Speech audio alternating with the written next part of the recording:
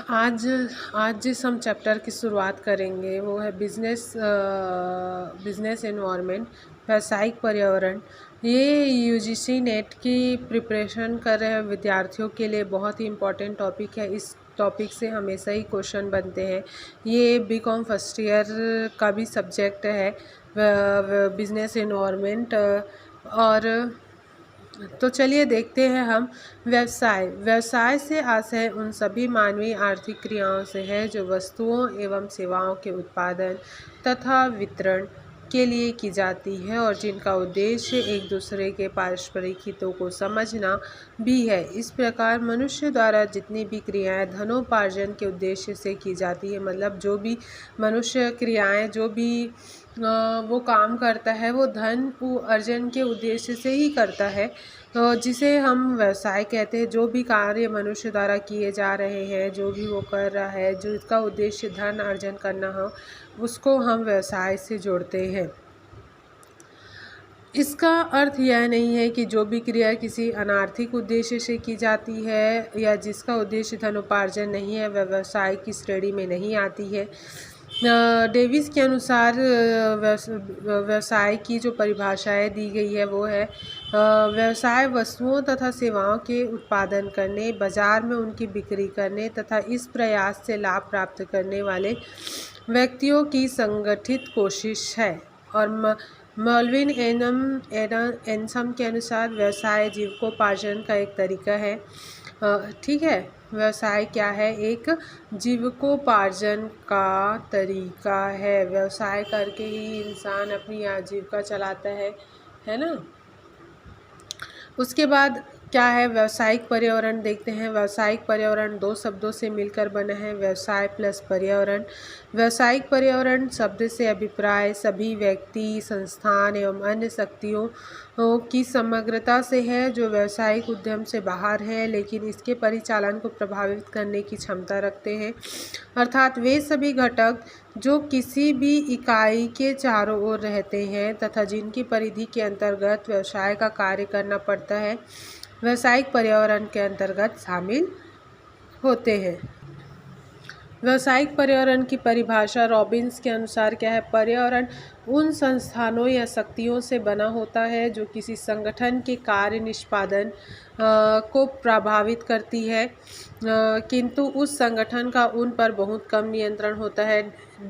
डनहैम एवं पायरस के अनुसार प्रत्येक संगठन को अपनी निर्धारित सीमा के बाहर कार्य करने पड़ते हैं। बाहरी वातावरण सभी ऐसी स्थितियों, घटनाओं तथा प्रभावों का योग है जो व्यवसाय के आसपास पाई जाती है और उसे प्रभावित करती है। ऐसा वातावरण विभिन्न व्यक्तियों जैसे ग्राहक, स्थानीय निवासी, संगठनों जैसे पूर्तिकर्ता तथा श्रम संगठन आदि तथा सरकारी संस्थानों जैसे रेगुलेटरी बॉडीज़ तथा लेजिस्लेटर आदि के योगदान से बनता है और यही व्यक्ति संगठन एक दूसरे को प्रभावित करने की क्षमता भी रखते हैं। व्यावसायिक पर्यावरण की विशेषताएं हैं। व्यावसायिक पर्यावरण की विशेषताएं देख लीजिए। व्यावसायिक पर्यावरण मनुष्य की आर्थिक क्रियाओं से संबंधित होता है। व्यवसाय का आर्थिक पर्यावरण सदैव सरकार की नीतियों, निर्णयों या नियमों द्वारा निर्धारित होता है। समाज में धन एवं आय का वितरण व्यावसायिक पर्यावरण पर अनुकूल या प्रतिकूल प्रभाव डालता है। एक व्यवसाय में पूंजी की उपलब्धता की सीमा भी व्यावसायिक पर्यावरण के द्वारा तय की जाती है।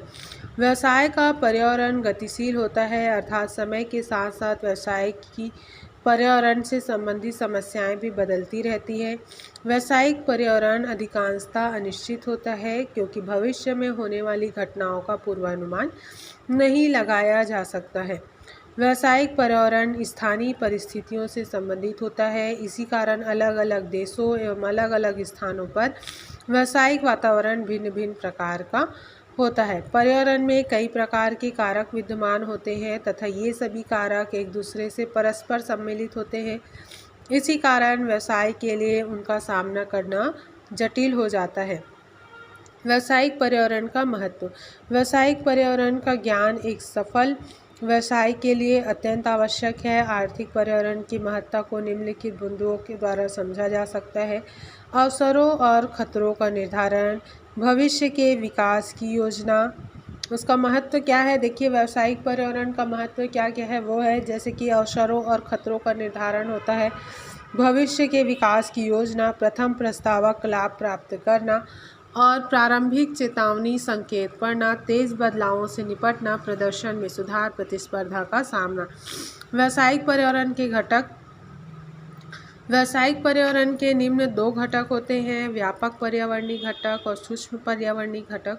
व्यापक पर्यावरणीय घटक में देख लीजिए, व्यापक पर्यावरण से तात्पर्य उन सभी आर्थिक व गैर आर्थिक घटकों से है जो साधारण रूप से व्यापारी गतिविधियों पर अपना प्रभाव डालते हैं और इस प्रकार उन अवसरों को निश्चित करते हैं जिससे कि कंपनी अपने व्यवसाय को बढ़ा सके। आर्थिक घटक।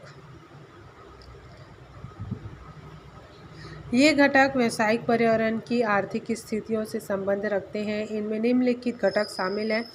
आर्थिक प्रणाली। विभिन्न आर्थिक प्रणालियों में व्यावसायिक पर्यावरण अलग होता है। उदाहरण, एक पूंजीवादी आर्थिक प्रणाली में व्यापारिक संगठन को बहुत ही सीमित सरकारी नियमों और नियंत्रणों के अधीन किया जाएगा और वे अधिक बाजार बलों द्वारा नियंत्रित होंगे। दूसरी ओर, एक समाजवादी प्रणाली में सरकार सभी आर्थिक निर्णय लेगी और निजी उद्यम अपने फैसले लेने के लिए स्वतंत्र नहीं होती है। और एक मिश्रित अर्थव्यवस्था में सरकार निजी उद्यमों की उपस्थिति की अनुमति देने में चयनात्मक होगी और एवं सरकारी आर्थिक सार्वजनिक क्षेत्र के लिए कुछ क्षेत्रों को पूरी तरह आरक्षित कर देती है। आर्थिक संरचना। आर्थिक संरचना अर्थव्यवस्था में प्रत्येक क्षेत्र के सापेक्ष भाग और महत्व को परिभाषित करती है। एक अर्थव्यवस्था मुख्य रूप से संरचना में कृषि या औद्योगिक हो सकती है। भारतीय अर्थव्यवस्था को सेवा अर्थव्यवस्था कहा जाता है क्योंकि भारतीय सकल घरेलू उत्पाद GDP का बड़ा हिस्सा सेवा क्षेत्र से आता है। ये अंडरलाइन करने वाली बात है।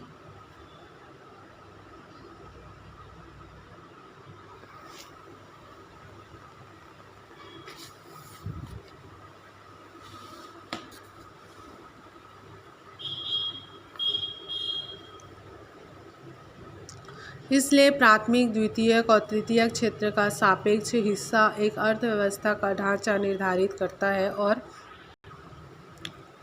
विभिन्न प्रकार के व्यवसायों के विकास में सहायक है। आर्थिक नियोजन। प्रत्येक देश भविष्य की आर्थिक गतिविधियों की योजना बनाता है जिससे उपलब्ध संसाधनों को इष्टतम तरीके से आवंटित किया जाता है। इन विकास योजनाओं में प्राथमिकता प्राप्त करने वाले क्षेत्रों को बेहतर सुविधाएं और सरकार द्वारा निवेश के अधीन अवसर दिए जाते हैं। इसलिए ऐसे क्षेत्रों के आर्थिक संगठनों को अन्य क्षेत्रों के संगठनों की तुलना में अधिक लाभ होता है। आर्थिक नीतियाँ। मैं ये वाला लाइन बोल रही थी, ये बहुत इम्पोर्टेंट लाइन है।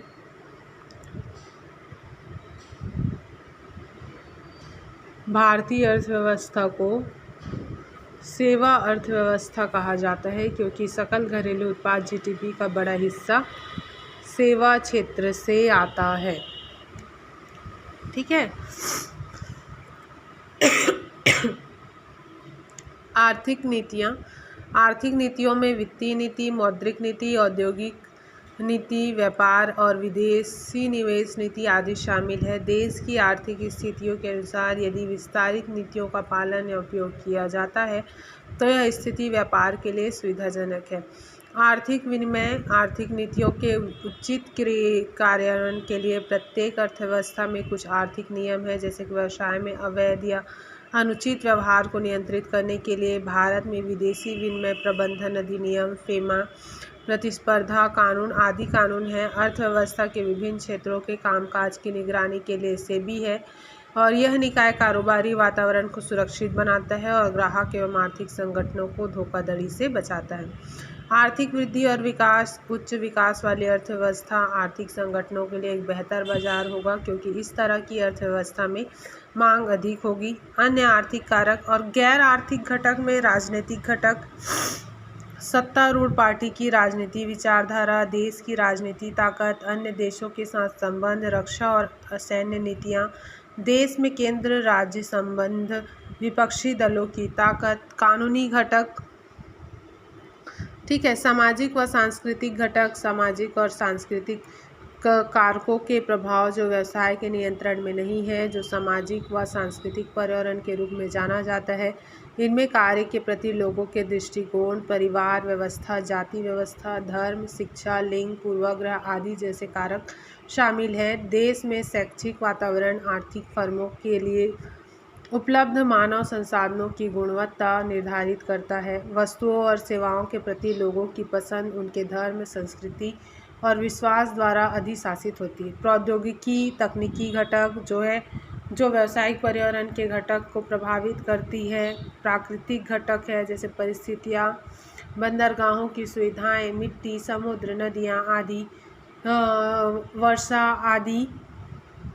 स्थलाकृतिक कारक शामिल है। प्राकृतिक संसाधनों में समृद्ध क्षेत्र उन व्यवसायों के लिए उपयुक्त है जो इन प्राकृतिक संसाधनों का कच्चे माल के रूप में उपयोग कर सकते हैं। इसी प्रकार विभिन्न क्षेत्रों में विभिन्न प्रकार की मिट्टी विशेष प्रकार की फसलों के लिए उपयुक्त होती है। जनसांख्यिकी घटक यह जनसंख्या के परिप्रेक्ष्य से संबंधित आर्थिक पर्यावरण का घटक है, जिसमें जनसंख्या के आकार, जीवन स्तर, विकास दर, आयु वर्ग की संरचना, पारिवारिक आकार, आय का स्तर आदि का वर्णन होता है। प्रत्येक आर्थिक इकाई को जनसंख्या की विभिन्न आवश्यकताओं का आकलन करके तदनुसार उत्पादन पर विचार करना चाहिए। सूक्ष्म पर्यावरणीय घटक, सूक्ष्म पर्यावरण से तात्पर्य उन आंतरिक तत्वों या संगठनात्मक घटकों से है जिनका सीधा प्रभाव व्यवसाय पर पड़ता है और जो व्यवसाय की कार्य करने की क्षमता को प्रभावित करते हैं। इसे कार्य का परिचालन पर्यावरण भी कहा जाता है। इसके प्रमुख घटक निम्नलिखित है, जैसे कि आपूर्तिकर्ता है, आपूर्तिकर्ता, ग्राहक, प्रतिस्पर्धी, विपणन मध्यस्थ, जनता, ठीक है। अब नेक्स्ट जो है आर्थिक पर्यावरण, वो हम अगली क्लास में देखेंगे कि आर्थिक पर्यावरण क्या है, क्या होता है। धन्यवाद।